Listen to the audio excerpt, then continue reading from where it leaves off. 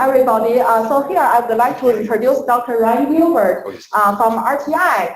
So we graduated from the same Ph.D. lab. So that's why we share the same research interest. So he works on biomaterials and drug delivery for spinal cord injury applications, as well as traumatic brain injury. And he has received multiple research grants like NSF CAREER as well as NIH R1. So without further ado, I would like to invite Dr. Gilbert.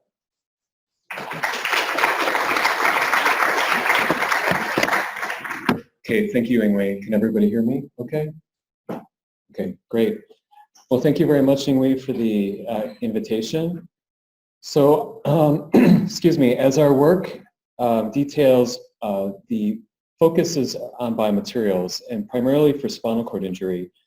And so we've been doing this for around 11 years now, and there's still a lot more work to do, and we'll talk about that. But as the title suggests, we're trying to make materials that better fit human spinal cord injury, and so human spinal cord injury is most commonly contusive injury. And so at the end of our talk, we'll talk about some of the progress made towards that aim. So just a little bit of information on RPI, for those of you that may not be familiar. It's the oldest technological university in the United States, founded in 1824.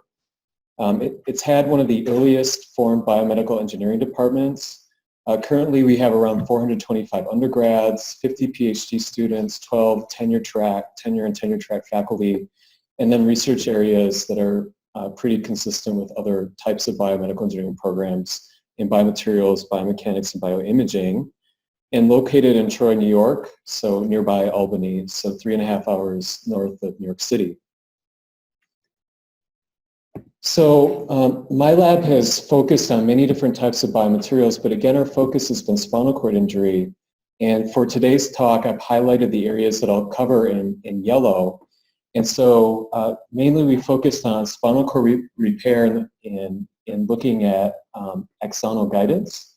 And we also have studied quite a bit astrocytes and how astrocytes respond to different types of biomaterials. And we've also more recently worked on drug delivery. And a very interesting part of our research is trying to make fibers that move in magnetic fields. And so I'll talk about that near the end. And we do make hydrogels, but mostly the hydrogels that we make are conventional hydrogels like fibrin and matrigel. And so we use those to basically house our fibers. And so for more information, gilbertlab.com is our website if you're interested in some of the work that we do. So since Dr. Zhang has worked here quite a while, you're probably familiar with spinal cord injury, but it affects 12,000 to 15,000 people in the US every year. And so what we find is that while some therapies restore some lost function, there is still no cure for spinal cord injury. So typically after a spinal cord injury occurs, a patient has lifelong paralysis. So just to familiarize yourself a little bit with the anatomy of the central nervous system, we have the brain, and then we have the vertebral column, and within the vertebral column we have the soft tissue of the spinal cord. And so traumatic injury to the spinal cord, basically what it does is it causes a burst fracture in the bony material surrounding the spinal cord, and that impinges on the soft tissue of the spinal cord, creating an injury. And so typically the higher the injury, the more severe the condition. And so some of you might be familiar with Christopher Reeve. Christopher Reeve had a C2 injury, so a very high up injury, which led to quite a bit of paralysis. And so what happens after the spinal cord is injured? And so here's an MRI image showing a fracture of the vertebral column, and that fracture basically impinges on the soft tissue of the spinal cord. And what it does is it leads to an instant loss of neuron and glia at that injury site. It also compromises the blood-brain barrier that surrounds the spinal cord. And after that happens, after the compromised blood-brain barrier, macrophages flow in from the bloodstream, and that initiates or starts to initiate something called secondary injury cascades.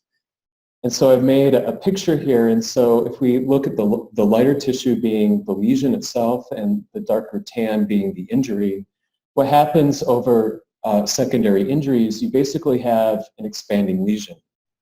And so this expanding lesion is due to many different types of secondary injury mechanisms. So we have ischemia, we have calcium that disrupts cellular function that leads to additional cell loss. Free radicals are produced by infiltrating macrophages, and that damages neuron cell membranes, leading to more cell death. And then just generally inflammation leads to the formation of a scar, and that can impede regeneration. So in terms of biocompatibility of biomaterials, much of the focus has been on neurons. Not a lot of focus has been on the astrocyte. And so our feeling is we want to make our materials biocompatible to astrocytes. And then if they're biocompatible to astrocytes, we might have more robust axonal regeneration. And so for those of you that don't know, astrocytes are the main glial cell within the brain and the spinal cord. And this is a cross-section of cortical slice, and we see what the astrocyte basically looks like. And so astrocytes are really important for neurons. They recycle neurotransmitters and provide nutrients. And they are denoted with their very unique star-like shape.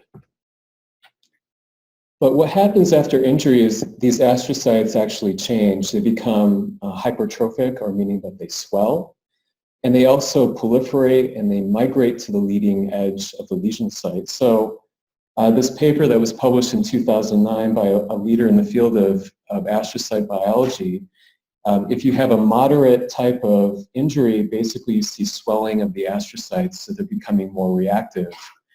If you have a severe injury that happens to the CNS, you see something that's called the glial scar that forms. And so this is a very dense network of astrocytes. And so you can kind of infer that if you have an axon that's trying to regenerate, it basically gets stopped at this scar-like interface and is not able to proceed through. So the main reason why regeneration failure occurs in the spinal cord is due to the formation of this glial scar. And so work done by Jerry Silver's lab at Case Western demonstrated the significance of the scar. And so what you're seeing here is you're seeing an animal that has received a spinal cord injury. And what we see here in orange is we see astrocytes that are proliferating at the lesion edge. And they make a substance called chondroitin sulfate proteoglycans. And it might be hard to see, but you might see some green threads that are coming down. Those are axons that are actually migrating towards the lesion edge, but they're not able to penetrate through. So astrocyte scarring, production of proteoglycans leads to this axon inhibition that we find in the CNS. So from a biomaterial perspective, I would say since the 1990s was probably the first time biomaterials were placed into animal models of spinal cord injury. And so if I were to superimpose the drawing that I showed earlier, and we were to kind of blow up this into a cartoon, basically contusive spinal cord injury is such where you have a divot that occurs in the spinal cord. And from a conventional sense, from a biomaterial perspective, it's like, could we find a material that would basically fill in that gap? And so the first materials placed in the spinal cord were of hydrogel design. And so hydrogels are nice because they're soft, they can be injectable, and so they can fill the irregular geometry. So they're very good in that perspective, but their weakness is that they don't have any guidance cues that can guide axons into and through the injury site. So hydrogels are very good for drug delivery to stop secondary injury, for example, to save neurons that have survived the initial insult, but they're not very good at facilitating regeneration. So that led to the development of a second type of biomaterial, and those were guidance conduits. And so these guidance conduits are cylinders typically, and they have these holes that are within the guidance conduit that axons can sense and grow through. So these guidance conduits are really good at directing axonal regeneration. They can also house different types of cells and therapies. but their typical weaknesses, they don't fit into the irregular geometry of contusive spinal cord injury, which is what human patients have. So in a review paper that we're working on currently, we detail all the different types of biomaterials that are being placed into animal models currently. And so again, you can have a hydrogel that's placed into either a contusive injury or a hemisection injury. This is a known geometry injury. You can combine with the hydrogel nanoparticles that release drugs slowly over time. So you can have extended release of drug for the spinal cord, and you can also have that within a contusive injury or within a hemisection injury.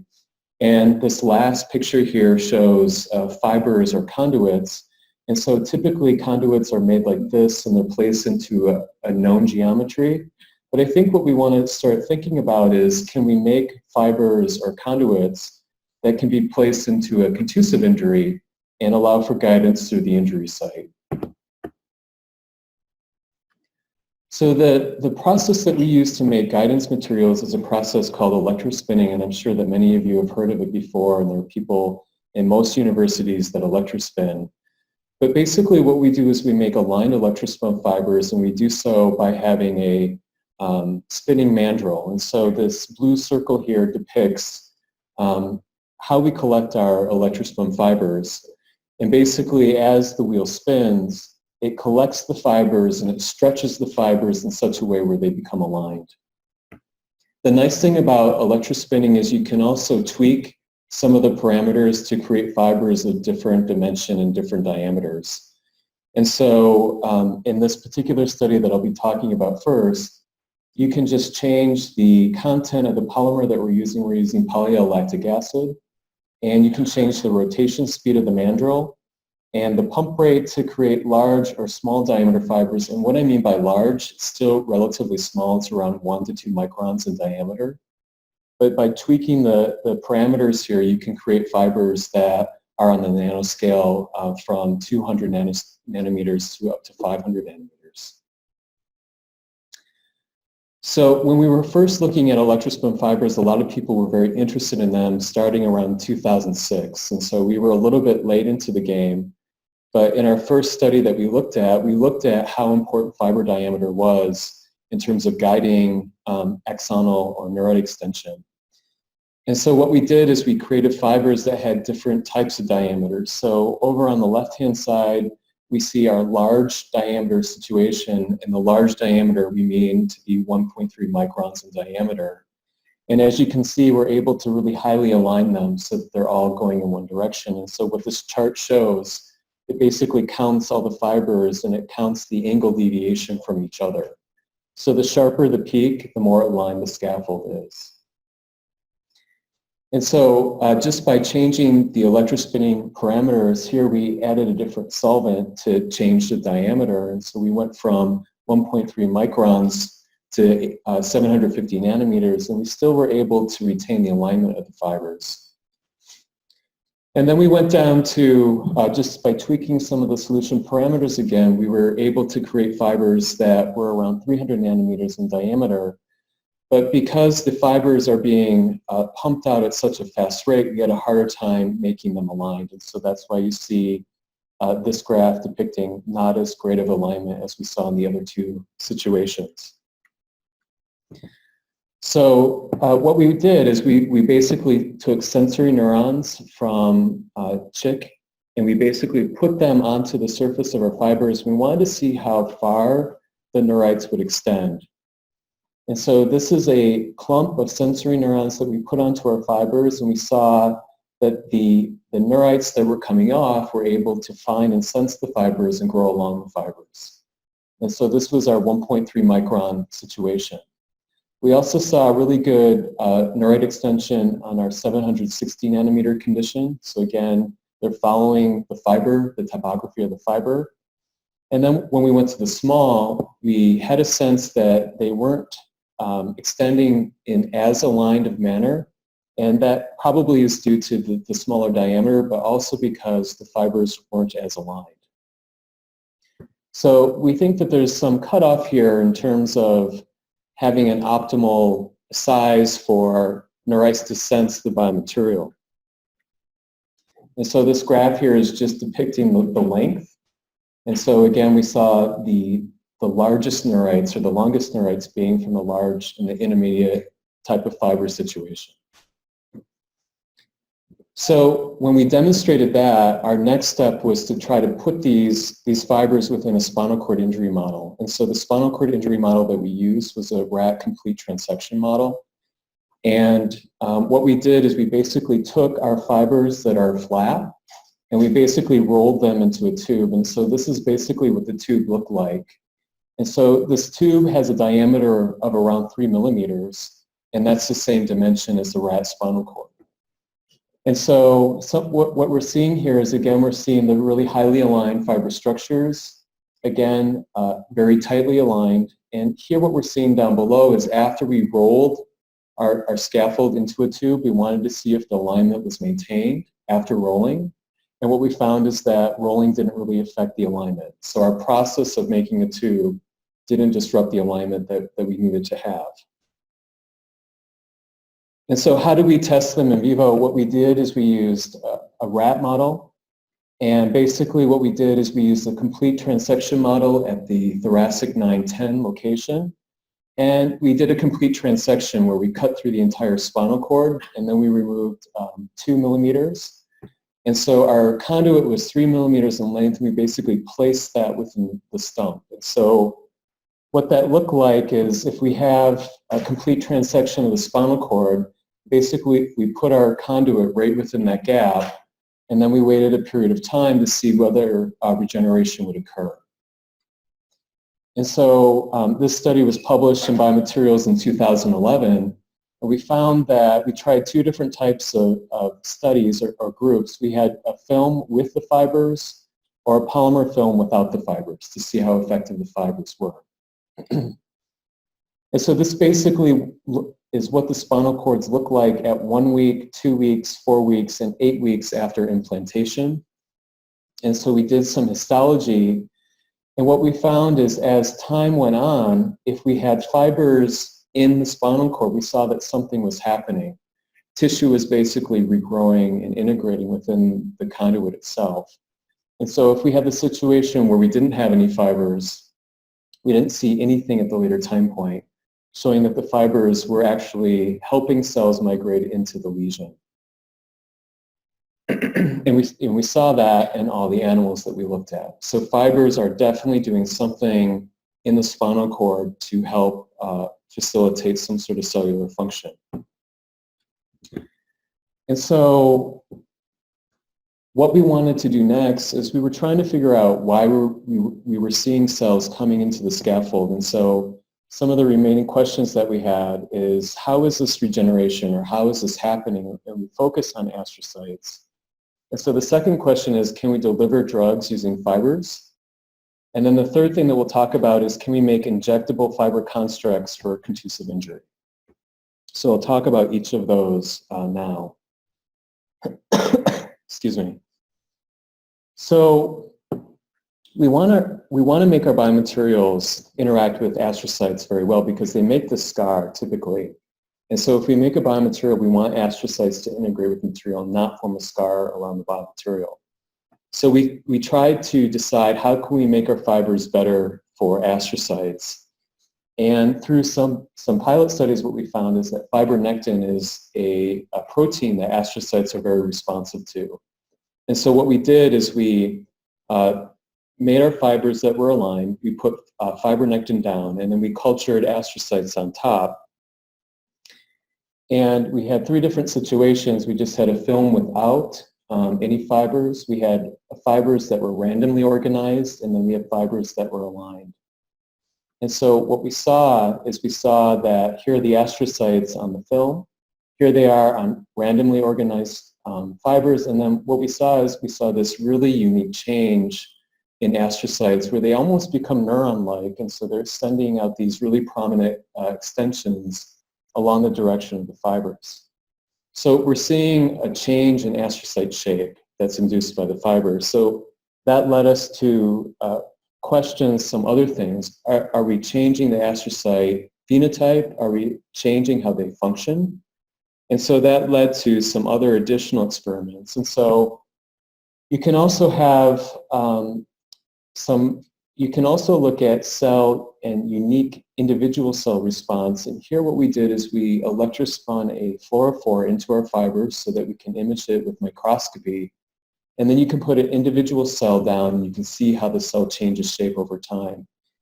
And what this image is depicting is that the astrocyte is actually becoming stellate, like it normally is, by being placed onto a fiber. So we're thinking that it's changing its behavior, becoming more astrocyte-like.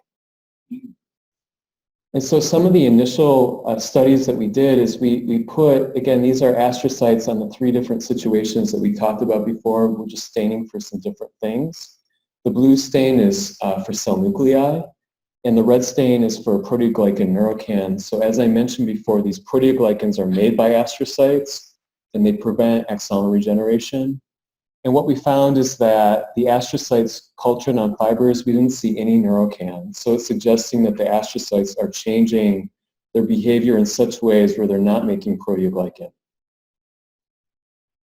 So this is how we quantified it. So again, we're looking at the percent of neurocan expression. And so we use different types of substrates. So we use PDL on a tissue culture flask. We use fibronectin on a tissue culture flask. Here's our polymer film, and these are the random and the aligned. And we saw a dramatic decrease in the amount of proteoglycan expression. So the fibers are changing how the astrocytes make matrix materials that surround them. Another thing that we looked at, and this might be familiar with some of you, is astrocytes recycle neurotransmitters. And so you might not be familiar with that, but they actually have glutamate transporters. And so after an axon sends a neurotransmitter such as glutamate, the astrocyte basically takes that glutamate up, makes it into glutamine, and actually gives it back to the neuron. So that's also a function of a healthy astrocyte that's not reactive or scar-like. And so what we were interested in is we were interested in looking at 2 specific types of glutamate transporters, GLAST or GLT1, and we wanted to see whether or not fibers would change their production of these glutamate transporters. And so we did the same types of things. We made fibers again. We coated with fibronectin. We cultured the astrocytes for a period of time. And then we stained against GLT1, one of the glutamate transporters. And then we also looked at RNA levels and the astrocyte ability to actually uptake the glutamate. And so when we actually look at some of the protein expression or some of the RNA constructs, and so this is the gene expression of some of the glutamate transporters, we saw a trend towards increasing glutamate transporter production when we culture astrocytes on these fibers. And if we also look at the Western blots, we found that the actual protein itself is being increased in expression. Not dramatically, but 1.5 to around 2 times as much as astrocytes that are just cultured on film. So again, the summary here is that astrocytes are being changed by fibers, not just in terms of their shape, but they're changing astrocytes in ways that make them more supportive of axons and neurons. And so the last thing that we did is we did some immunocytochemistry where we're staining for GLT1 and glutamate transporter, and that's what you see here in green. And this was just another check to make sure that what the RNA and the protein levels were showing, we could also see in the culture. And so again, on random fibers and also on the line fibers, we saw astrocytes making a lot more of these glutamate transporters. And so this study was published in Biomaterials in 2014, and a lot of this data that we found here we used to for an R01 and NIH grant application that was awarded to look and see how astrocytes are being changed or how fibers are changing astrocytes to help support axonal regeneration. So now I have a postdoc that's putting fibers in animals, and we're seeing how astrocytes are changing phenotypically in those injury models. So again, in conclusion, we see that astrocyte reactivity is affected by fibronectin and also affected by fibers. And so again, as I was saying, the R01 funding that we're looking at is looking at astrocyte response within in vivo spinal cord injury models. And we're doing that in collaboration with a lab at Ohio State. So our last bits of our talk, one's going to deal with magnetic materials within contusive spinal cord injury. The other one's going to deal with drug delivery using fibers. And so in 2011, we studied a paper that looked at drug delivery from fibers, and we used a model drug called 6-aminonicotinamide.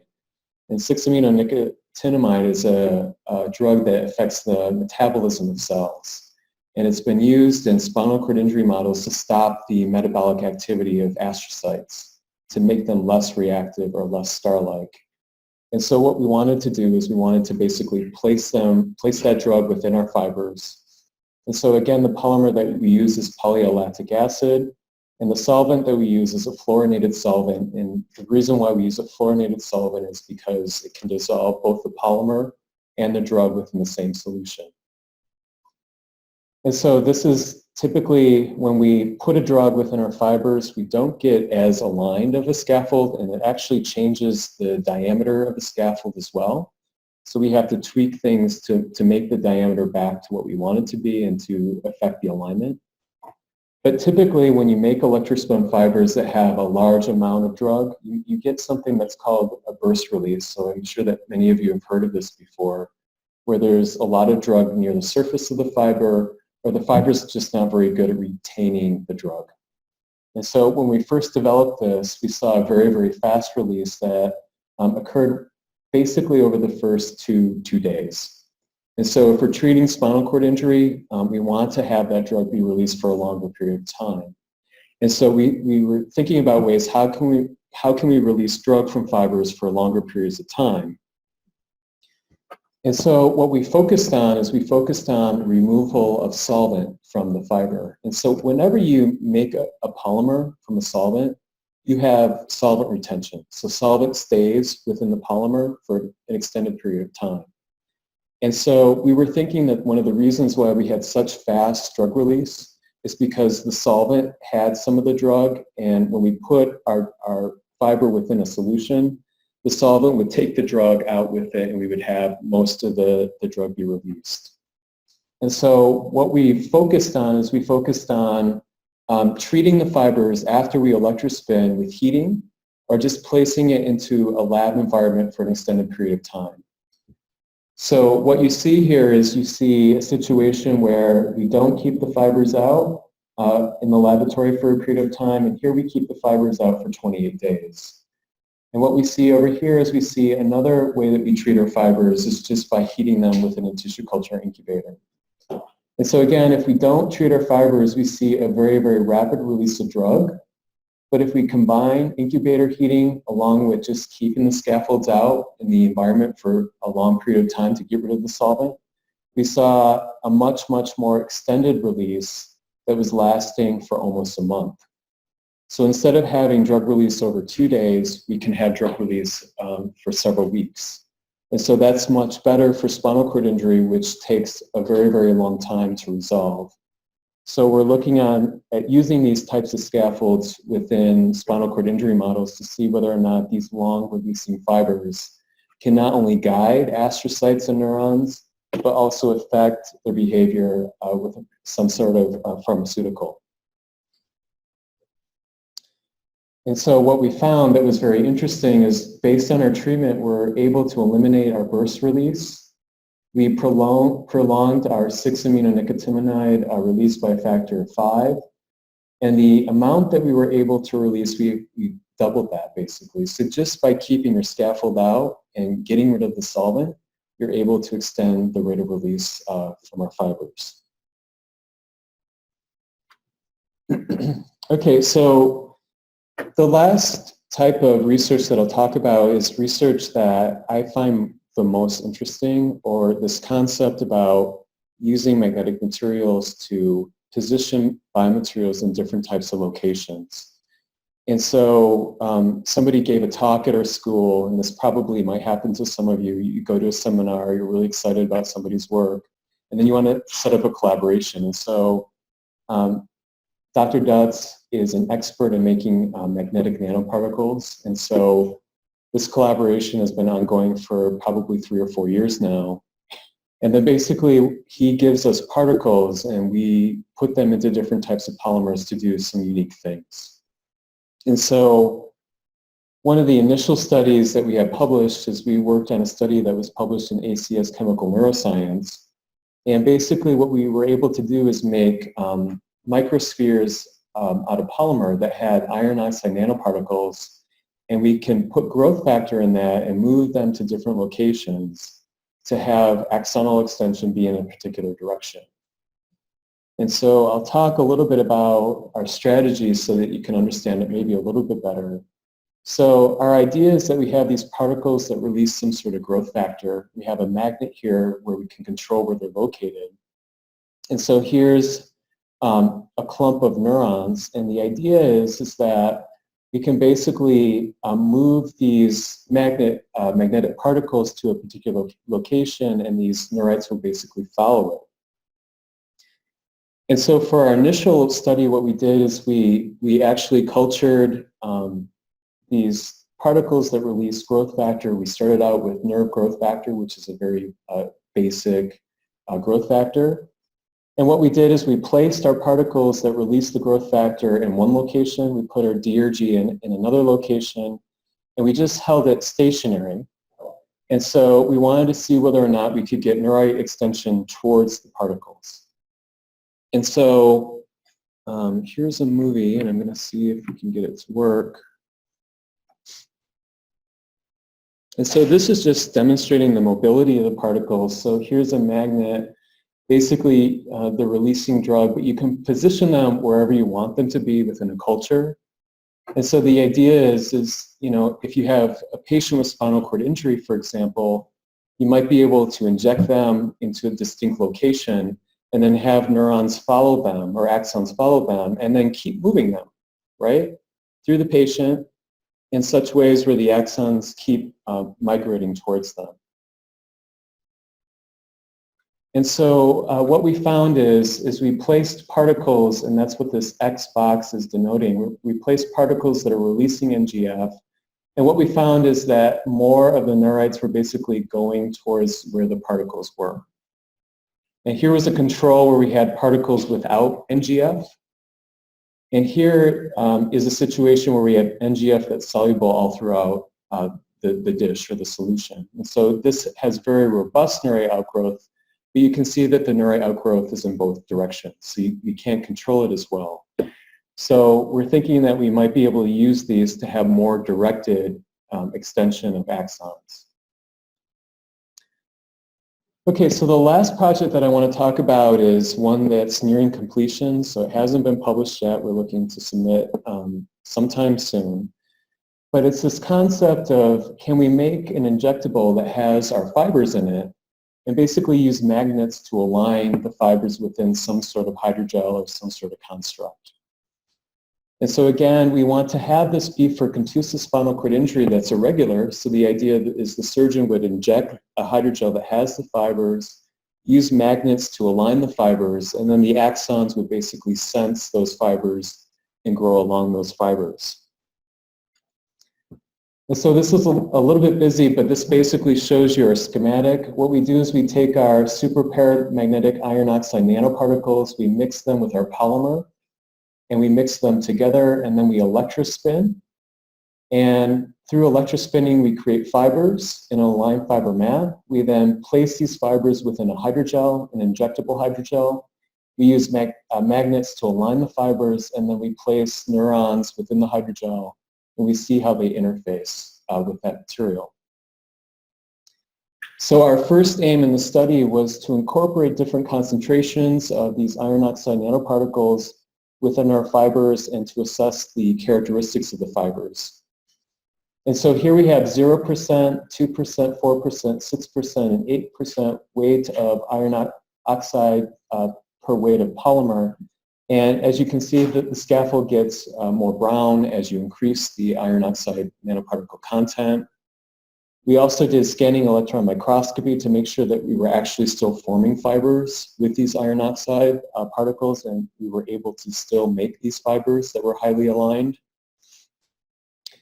So the second thing that we looked at is, based on the amount of particles that we put into the fiber, are we able to align the scaffolds faster or not as fast within a magnetic field?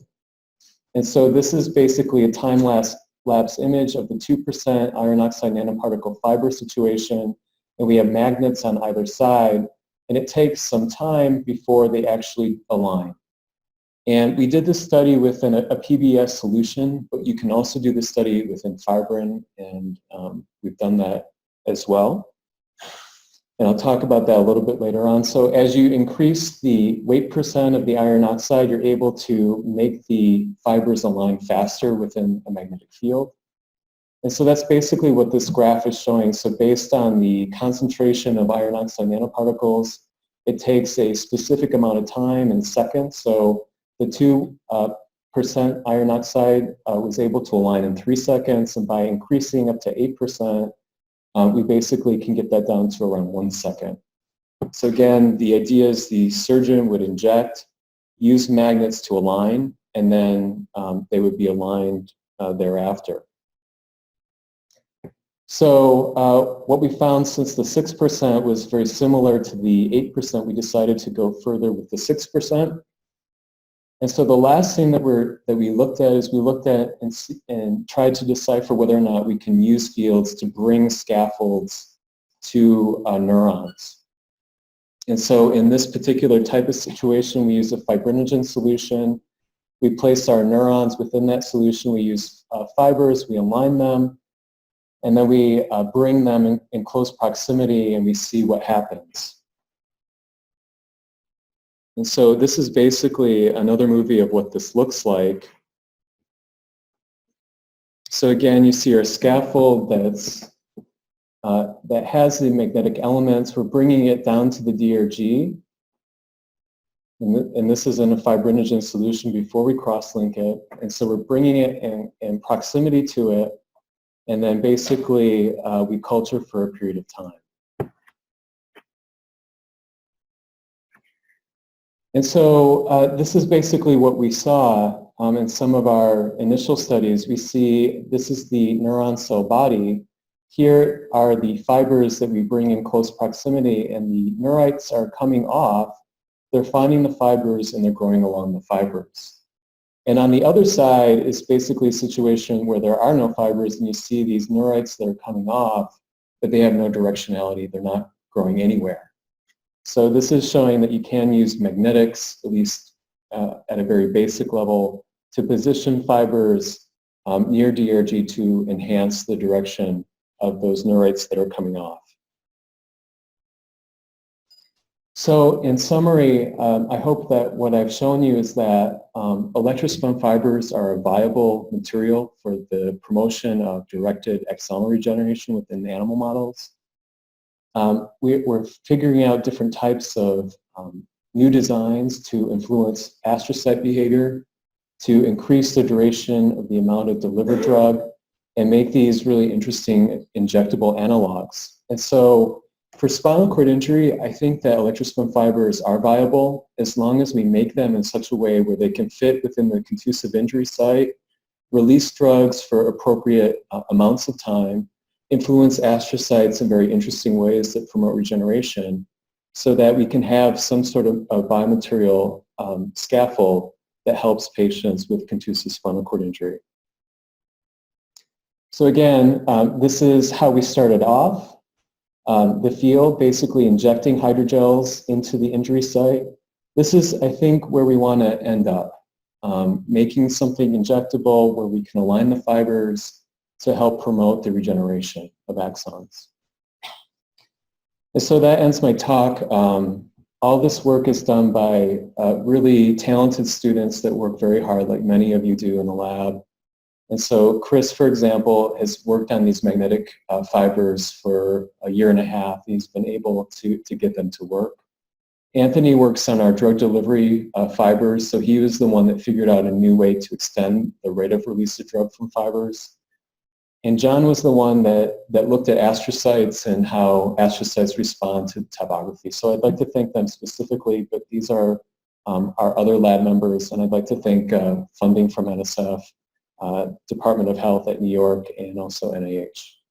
So that concludes my talk. I'd be happy to answer any questions that you have.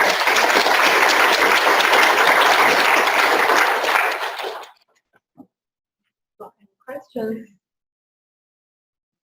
Yes.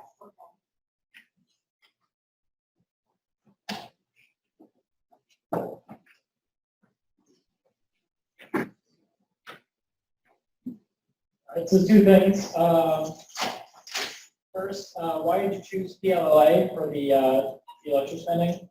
And how long was it between the manufacturing the 2D structure for the electrospun the DRG testing on to the end of the 3D conduits? So the reason why we selected PLLA is because it degrades more slowly than PLGA or PGA. And so since spinal cord injury is an injury that will take a long time to resolve, we selected that material first. So in terms of your second question, is it about the time point that we looked at? Just a length. Yeah, so we had a really good idea of how long we should keep the scaffolds in before we looked at the animals. We did some initial pilot studies to look at a couple weeks, and we didn't see a lot happening. And so that led to us having some animals that went for longer durations, like 4 weeks and 8 weeks. So at the 4-week period, we actually saw extensive regeneration making its way through the entire 3 millimeters, and actually some of the axons getting into the other side of the lesion. So that's why all future studies that we look at with our material, if we use complete transection, looks at 4 weeks.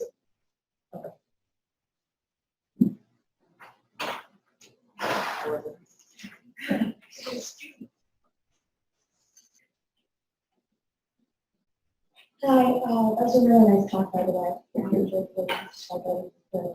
had a question with your organic particles. I guess my quick question is toxicity. So guys, how toxic is the environment to the astrocytes? And do you think this is a big challenge you're considering to go on scale? Yeah, we're really interested in that too. So we published 3 papers looking at toxicity of particles with neurons and astrocytes. And so if your particle has a unique chemistry that is able to facilitate rapid transport into the cell, then we found that they can be toxic. However, what we find is if you use the particles that we're using, which are oleic acid coated, we don't see toxicity. So toxicity with particles, I think, has to do with what's on the surface. Many people are looking at this, though, because it's a very important question. So they're looking at where in the astrocyte particles go, how are they broken down over time. And what people are finding out is that with the appropriate dose of particles, astrocytes are able to break them down in such ways where they're not toxic. In our situation, we're using polylactic acid, which degrades very slowly over time. So it's not like all of the particles will come out very, very quickly. So hopefully after regeneration occurs, there'll be a lot of vitality there.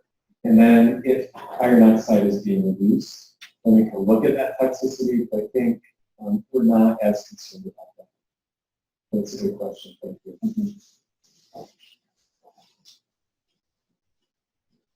Right. So, did you characterize functional recovery after putting these fibers in? We did.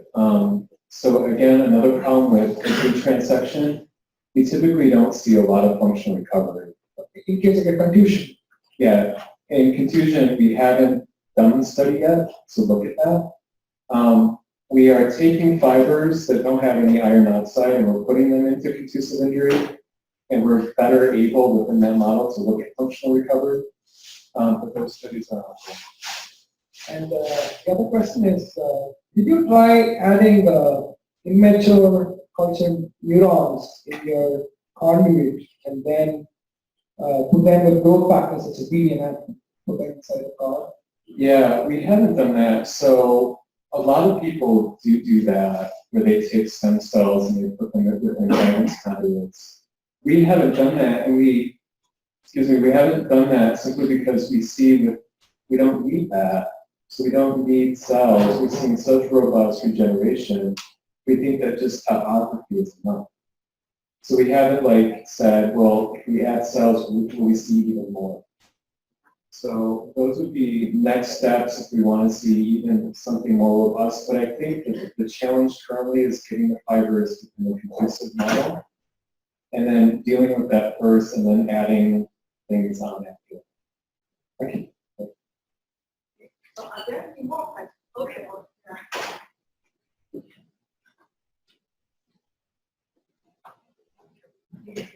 Very, very nice talk. Thank you very much. Do you get any foreign body reaction to your fibers? We haven't looked specifically at macrophage response, so we just, I didn't show it in this presentation, but within our biomaterial study, we look at astrocytes, and we don't see them becoming frustrated at the lesion edge or at the biomaterial edge. So my feeling is we don't have anything impeding them. So we haven't looked specifically at foreign body, but because we see astrocytes coming in, we don't think it's that big of a concern. However, we are making fibers that release different cytokines to change macrophage phenotype, as many people are trying to do. So that's something that we're working on as well. Are you worried at all about the acid that's produced by the degradation? I get that question a lot. Yes. It's a very common question, but we culture neurons and astrocytes on these fibers for weeks, and we don't see anything happening. And I think it's mainly because they're so slowly degrading. What about interaction between the acid that's produced and the nanoparticles? Again, we're using the same polymer for our fibers as we're using with the particles. So they don't degrade very quickly over time, so we haven't seen any sort of concern. And just a very quick one, have you thought of putting your fibers into a vacuum oven to get rid of the final traces of solvent and quicker? Yeah, we did that, and we found that the vacuum treatment was able to get things out faster, but there was still a lot of retained solvent. And so that's what led us to having it just stay out for a longer period of time. Obviously, if you want to use these for translation, 28 days is probably not optimum, so we're looking at ways of speeding that up.